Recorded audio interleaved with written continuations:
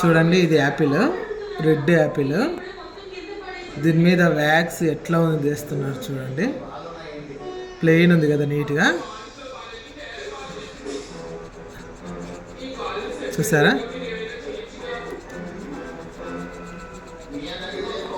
So daily మనము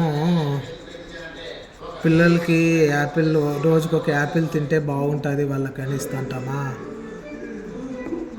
దీనికి ఏం చేయాలో మీరు కామెంట్ సెక్షన్లో పోస్ట్ చేయండి, మీకు తెలిసిన రెమెడీస్. నేనైతే ఇప్పుడు ఫ్రీగా ఉన్నాను కాబట్టి ఇలా చేస్తున్నాను.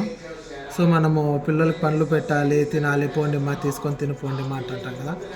అప్పుడు పిల్లలు వాళ్ళంతటా వాళ్ళు తీసుకొని తినాలని చూస్తే ఎలా?